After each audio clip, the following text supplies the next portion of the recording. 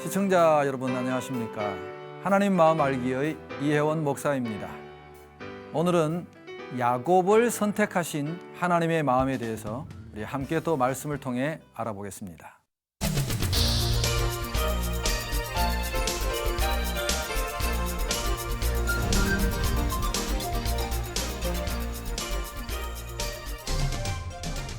이삭과 리브가가 결혼을 했는데요. 이 리브가도 굉장히 오랫동안 아기를 가지지 못했습니다. 사라도 오랫동안 아기를 가지지 못해서 참 고통을 당했는데 이 리브가도 한 20년 동안을 아기를 가지지 못해서 참 마음이 아팠을 거예요. 여러분, 우리가 아이를 갖지 못하는 그 여인의 마음을 좀 헤아릴 필요가 있을 것 같아요. 이 고대 세계에서 아이를 낳지 못한다는 것은 너무나 수치고 치욕이었어요. 아마 리브가의 속도 시커멓게 타들어갔을 거예요. 근데 성경에는 보면 물론 기록의 차이겠지만 아브라함도 기도했겠지요. 근데 아브라함이 기도했다는 내용은 기록되어 있지 않고요. 이 이삭은 아버지와 달리 그 아기를 갖지 못하는 그 아내 리브가를 위해서 기도했다는 말씀이 성경에 기록되어 있어요. 아무튼 이 이삭의 간절한 기도 덕분인지 드디어 20년 만에 리브가가 아기를 가졌어요. 아기를 가졌는데 쌍둥이였어요, 여러분. 쌍둥이. 뱃속에서부터 이 두 쌍둥이가 막 이렇게 노는 게 리브가가 느껴지고, 왜 우리가 아이의 태동이라고 그러죠. 이렇게 막 발차기를 막 하는데 두 아이가 이게 막 발차기를 하는 게 심상치가 않은 거예요. 리브가가 이렇게 막 너무 막 무서울 정도로 뭔가 굉장히 두려운 것 같아요. 두 아이가 마치 안에서 막 치고받고 싸우는 것 같아. 그래서 리브가가 하나님 앞에 기도를 했어요. 하나님, 이렇게 아이들이 뱃속에서부터 이렇게 막 서로 싸우는 것 같은데 내가 이 아이들을 어떻게 감당할 수 있겠습니까? 라고 하나님 앞에 이제 기도를 했더니 하나님께서 이 리브가에게 이렇게 대답을 해주셨어요. 창세기 25장 23절 말씀입니다. 여호와께서 그에게 이르시되 두 국민이 내 태중에 있구나. 두 민족이 내 복중에서부터 나누이리라. 이 족속이 저 족속보다 강하겠고 큰 자가 어린 자를 섬기리라 하셨더라. 이렇게 미리, 그러니까 두 아이가 리브가의 어머니의 뱃속에 있을 때부터 하나님이 사실은 이렇게 말씀을 해주셨어요. 이것은 꼭 선택이라기보다는 하나님의 예언과도 같은 말씀이죠.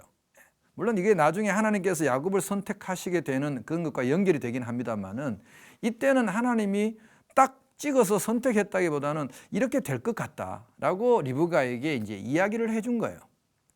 아무튼 이런 예언의 말씀을 받고 리브가가 아이를 낳는데 출산할 때 그 장면을 보면 재미있어요. 먼저 야곱이 나오려고 애를 썼던 것 같아요. 야곱이 나오려고 그러는데 제가 볼 때는 이 에서하고 야곱은 복중에서부터 태중에서부터 에서가 힘이 셌어요. 그러니까 에서가 야곱을 확 잡아당긴 것 같아, 못 나가게. 그리고는 에서가 먼저 나왔어요. 나오는데 보니까 벌써 아기가 온몸이 벌겋고 털도 많았대요. 그래서 에서의 별명은 에돔입니다. 이 에돔이라는 말은 붉다는 뜻이에요. 근데 에서가 나오는데 이 야곱이 쌍둥이 형 에서의 발꿈치를 손으로 꽉 쥐고 따라 나온 거예요. 그러니까 거의 같이 나왔다고 봐야 돼요. 사실은 몇 초 간격이 아닌 것 같아요. 그래서 야곱의 이름은 움켜잡다는 뜻입니다. 이게 유대인들은 그 아이의 이름을 지을 때 이런 어떤 상황을 가지고 이름을 잘 짓는 것 같아요. 붉다, 그 다음에 움켜잡았다. 이게 이제 그 아이들의 이름이 된 거죠. 그 성경에 없는 이야기지만 제가 말씀드렸죠? 성경에 없는 이야기는 여러분들이 그냥 재미로 참고로만 들으시면 됩니다. 유대인의 전생에 의하면 이 에서가 야곱을 못 나오게 하려고 막 발길질을 했다는 거예요. 어머니 복중에서부터. 그러니까 야곱도 살려고 형의 그 발길질을 못하게 하려고 발꿈치를 꽉 움켜잡고 나왔다고 해요.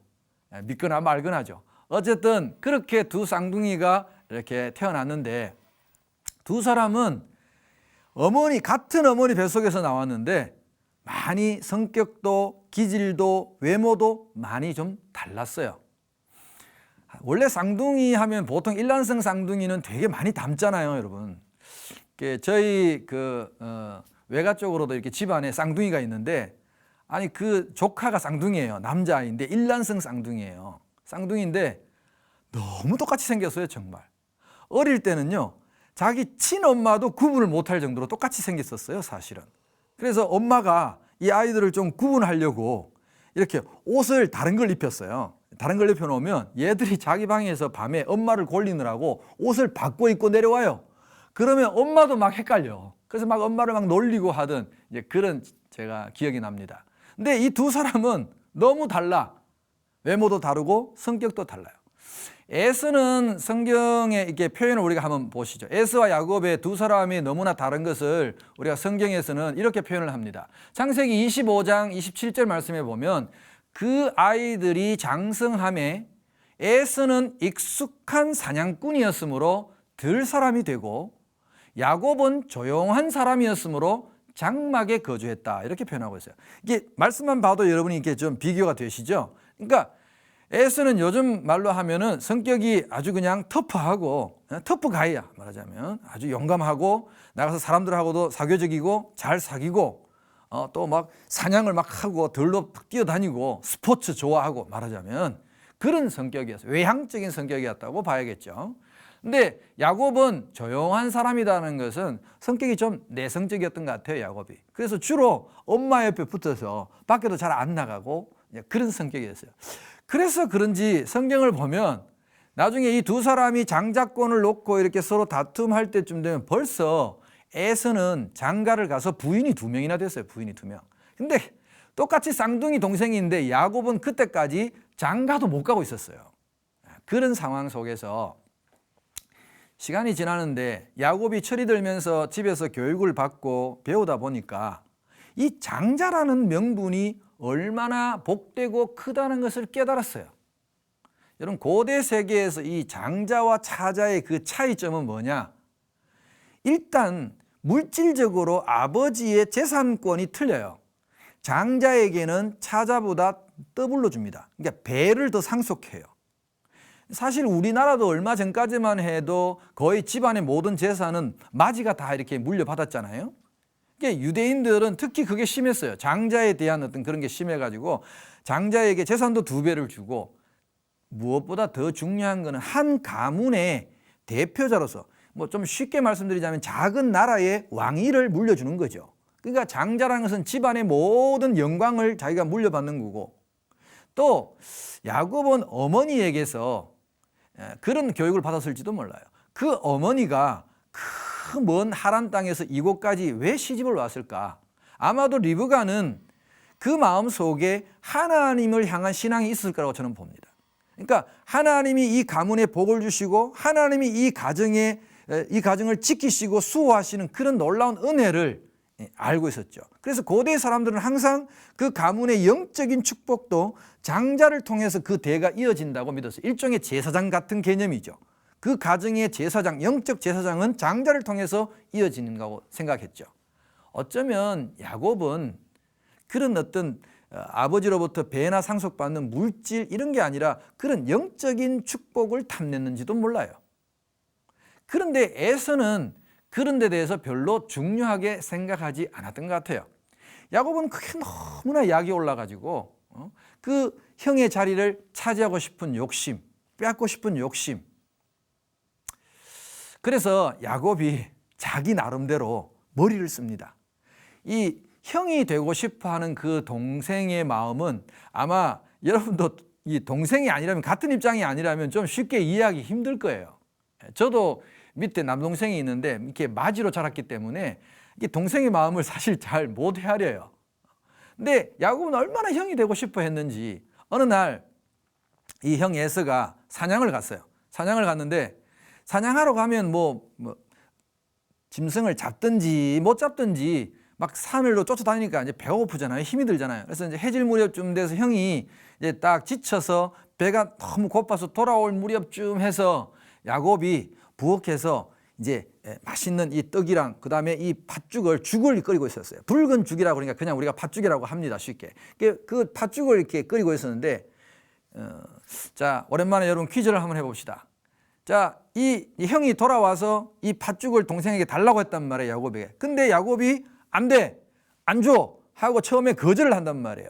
그러면 야곱이 끓이고 있었던 그 죽은 양이 도대체 얼마나 됐을까요? 1번. 자, 1번 아니면 2번 아시죠? 오랜만에 우리 퀴즈 한번 하겠습니다. 1번. 큰 솥에다가 한 솥 끓이고 있었다. 2번. 아니다. 1인분 조그마한 냄비 같은 데다가 딱 한 사람 분량만 양만 끓이고 있었다. 몇 번이죠, 여러분? 네. 2번입니다. 2번. 제 생각엔 그래요. 아니, 한 솥 끓이고 있는데 형이 와서 좀 달래는데 안 주면 그건 말이 안 되는 거예요. 그건 명분이 없어요. 아마도 야곱이 조그마한 냄비에다가 자기 혼자 먹을 만큼의 그 양을 가지고 끓이고 있을 거예요. 그러니까 이제 막 에스가 헐레벌떡 쫓아 돌아다 보니까 냄새가 부엌에서 좋은 냄새가 나는 거예요. 야, 야곱, 그 뭐냐?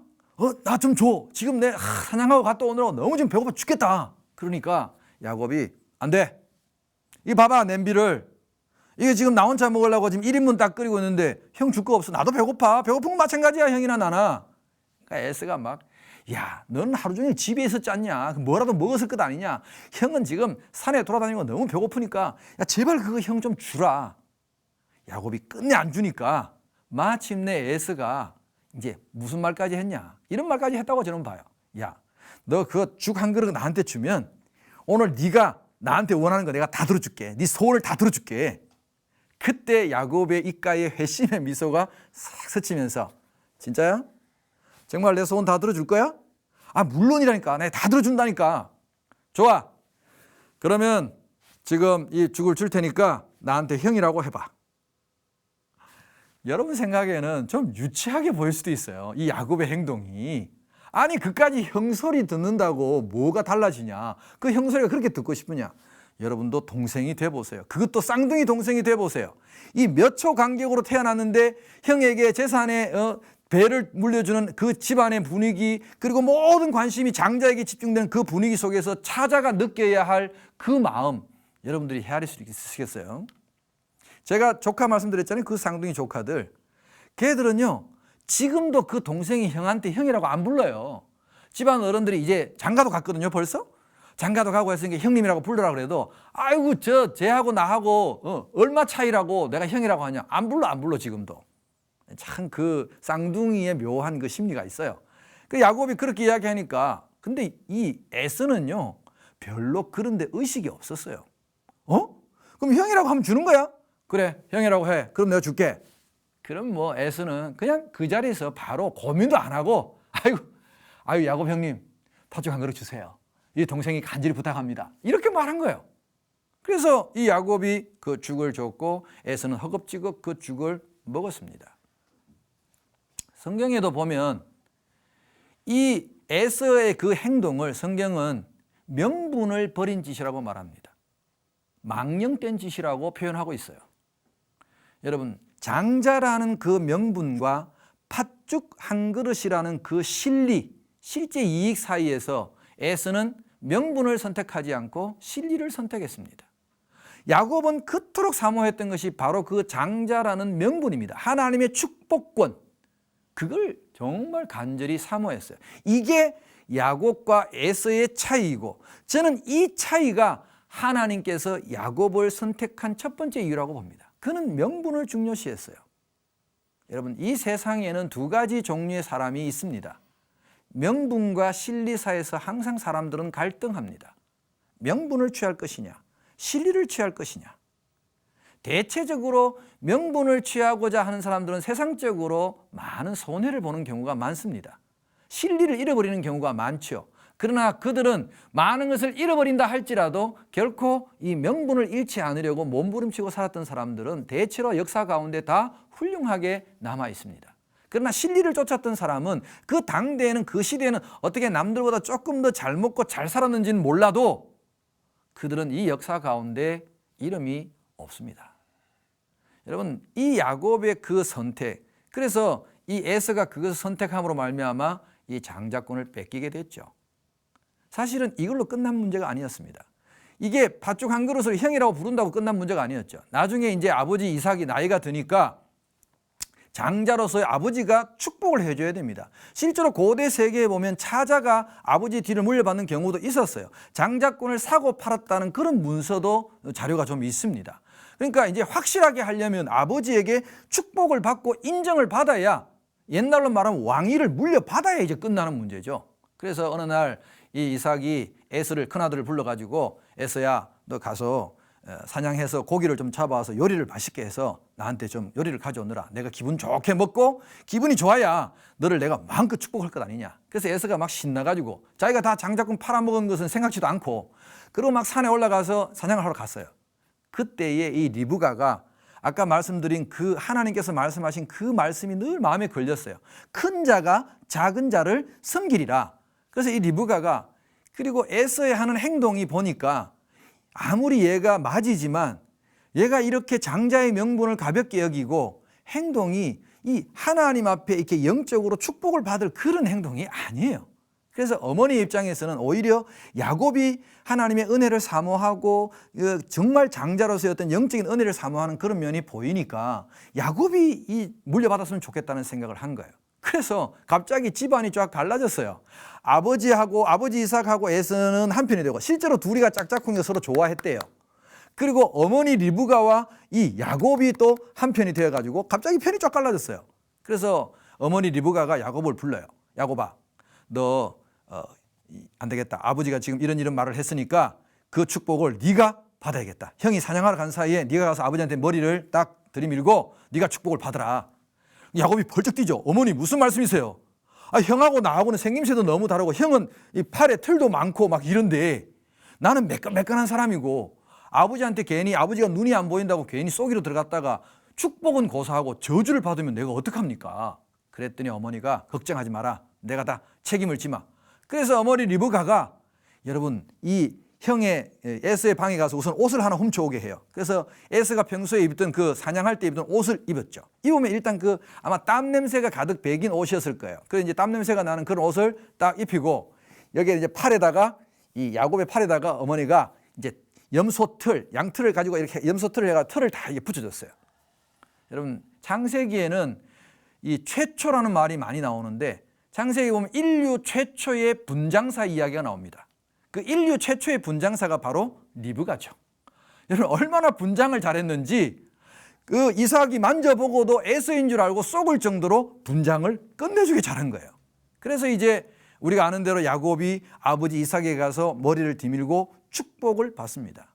뒤늦게 이제 축복을 다 하고 난 뒤에 뒤늦게 이 에서가 헐레벌떡 쫓아오죠. 그래가 요리를 해가지고 아버지한테 갔더니 이삭이 막 정말 깜짝 놀라는 거예요. 성경 외에 그 이스라엘 사람들의 전생에 의하면 이삭이 이때 모리아 산에 그 죽을 때 올라갔던 장작더미에 올라갔을 때보다 더 떨었다고 그래요. 이게 어쩐 일이냐? 내가 분명히 축복을 다 했는데 너는 누구냐? 그러니까 아버지, 내가 진짜 큰아들 에서입니다 하고 또 축복해 달라고 그러니까, 야, 이삭이 너무나 놀랐죠. 그래서 내가 이미 야곱에게 축복할 거 다 했다, 그렇게 이야기했는데도 에서가 막 때를 쓰면서 아버지의 빌복이 이것뿐입니까 하면서 계속 복을 달라고 하니까, 졸르니까 할 수 없이 이 이삭이 이 에서에게 축복이라고 합니다. 근데 여러분, 창세기 말씀을 한번 꼭 읽어보세요. 야곱에게 주었던 축복하고 에서에게 줬던 축복이 얼마나 다른가. 사실 제가 읽어볼 때는 에서에게 준 축복은 축복이라고 할 수도 없어요. 너의 주소는 땅의 기름짐에서 뜨고 너는 기름진 땅에서 못 살 것이다. 평생 칼을 믿고 살겠고, 별로 축복 같지가 않아요. 그래서 에서가 막 씩씩거리면서 아버지가 돌아가시기만 하면 내 이놈의 동생 야곱을 그냥 두지 않으리라. 막 이제 이런 장면들이, 그래서 리브가가 아마 걱정을 하죠. 이러다가 이거 두 아들 다 잃겠구나. 막 그런 걱정을 하면서 이 이삭에게 리브가가 뭐라고 말하냐 하면, 내 아들 에서는 이 가나안 여인하고 결혼해서 그런지 행동이 너무 거칠고 내 마음에 너무 들지 않는다. 며느리도 너무 내 마음에 안 들어요. 그러니까 당신이 나를 하란 땅에서 데리고 왔듯이 적어도 내 아들 야곱만큼은 좀 내 고향 땅에 있는 그런 아가씨들하고 며느리를 내가 삼고 싶다. 그러니까 이번 기회에 지금 두 사람이 사이도 이 축복 때문에 사이도 안 좋고 하니까 내 아들 야곱을 내 고향 땅 하란에 가서 좀 신부감을 구할 수 있도록 보내자. 이렇게 이제 합의를 하는 장면이 나옵니다. 여러분, 오늘 제가 말씀드리고자 하는 이제 주제는 왜 하나님께서 장자인 에서가 아닌 이 야곱을 선택했을까 하는 그런 말입니다. 자, 창세기 25장 31절 32절 말씀, 오늘 이제 이야기를 한번 말씀을 통해서 확인을 해 보십시다. 야곱이 이르되 형의 장자의 명분을 오늘 내게 팔라. 에스가 이르되 내가 죽게 되었으니 이 장자의 명분이 내게 무엇이 유익하리요? 여러분, 에스의 말을 한번 곱씹어 봅시다. 하나님의 은혜와 하나님의 그 명분을, 하나님의 복을 간절히 구하는 야곱하고 자기가 죽게 되었다고, 현실적으로 어렵게 되었다고, 힘들게 되었다고, 이까지 장자의 명분이 내게 무엇이 유익하냐, 하나님의 은혜를 유익하냐 무익하냐로 이 이익으로 따지는 사람에게 하나님이 어떻게 영적인 축복을 주시겠습니까? 어떻게 그에게 장자의 명분을 맡기시겠습니까? 그래서 하나님은 야곱을 선택했다고 봅니다. 사실 인간적으로 본다면 제가 설명드린 것처럼 에스가 세상적으로 말하자면 훨씬 더 강한 사람입니다. 여러분, 성격도 좋잖아요. 에스는 금방 사람도 잘 사귀고 아내도 2명 얻었고 활도 잘 쏘고 사냥도 잘하고 힘도 세고 세상적으로 보면 훨씬 조건이 이 에스가 좋았죠. 야곱은 성품도 너무너무 내성적이고 조용하고 그래서 숙기도 없고, 쉽게 말하자면 좀 세상적으로 보면 약한 사람이라고 볼 수 있습니다. 에스는 좀 강하게 보이는 사람이에요. 근데 왜 이 약하게 보이는 이 야곱을 하나님이 선택하셨느냐? 약하기 때문에 저는 선택했다고 봅니다. 부족하기 때문에 선택했다고 봅니다, 저는. 그래서 그 부족한 가운데 하나님이 함께 하시고 그에게 힘을 주시고 능력을 주셔서 그 야곱이 마침내 장자의 축복을 얻고 그 장자의 명분을 중요시하고 그것을 지켜나갈 때 야곱은 일생 동안 자신이 원래 장자가 아님을 잘 알고 있습니다. 오직 하나님의 은혜로 하나님이 용납하시지 않고 하나님이 받아주시지 않았다면 그렇게 될 수 없다는 것을 너무나 잘 알았을 것입니다. 그래서 야곱은 더 하나님을 향하여 더 간절한 마음으로 살았을 것이라고 저는 봅니다. 하나님은 이런 것들 때문에 야곱을 선택했다고 봅니다. 여러분, 신약 성경에 보면 이 명분과 실리라는 이 문제를 놓고 신약 성경의 히브리서 기자가 이 에스의 행동을 어떻게 말했는가를 우리가 한번 살펴볼 필요가 있습니다. 히브리서 12장 16절에서 17절 말씀을 보면 이렇게 이야기합니다. 한 그릇 음식을 위하여 장자의 명분을 판 에서와 같이 망령된 자가 없도록 살피라. 너희가 아는 바와 같이 그가 그 후에 축복을 이어받으려고 눈물을 흘리며 구하되 버림바가 되어 회개할 기회를 얻지 못하였느니라. 이렇게 말하고 있습니다. 한 그릇 음식을 위하여 장자의 명분을 팔았다. 그런 에스를 성경은 망령된 자라 이야기합니다. 오늘 저와 여러분의 삶을 돌아볼 때 우리도 에스와 같은 이런 짓을 하고 있지는 않습니까? 한 그릇 음식을 위해서, 세상의 그 작은 유익을 위해서, 이익을 위해서 하나님의 이름을 팔고 내가 하나님의 아들이라는, 하나님의 자녀라는 그런 우리의 거룩한 명분을 파는 그런 망령된 행동을 하고 있지는 않은지 우리도 자신을 한번 돌아봐야 되는 시기라고 저는 봅니다. 에스는 나중에 아버지에게 막 복을 빌었지만 제가 말씀드린 대로 그 기회를 얻지 못했습니다. 이미 이삭은 모든 복을 야곱에게 다 빌어줬고 그러므로서 이미 장자의 명분은 야곱에게 내려갔습니다. 사모하는 자에게, 그 장자의 명분을 간절히 사모하는 자에게 넘어갔습니다. 하나님 우리에게 이렇게 말씀하십니다. 나도 나를 간절히 찾는 자를 내가 만나주겠다. 아무리 하나님이 그 복을 주시려고 해도, 아무리 그에게 장자의 명분을 주시려고 해도 그 장자의 명분을 한 그릇 음식보다 더 못하게 내팽개치는 사람에게 어떻게 준단 말입니까?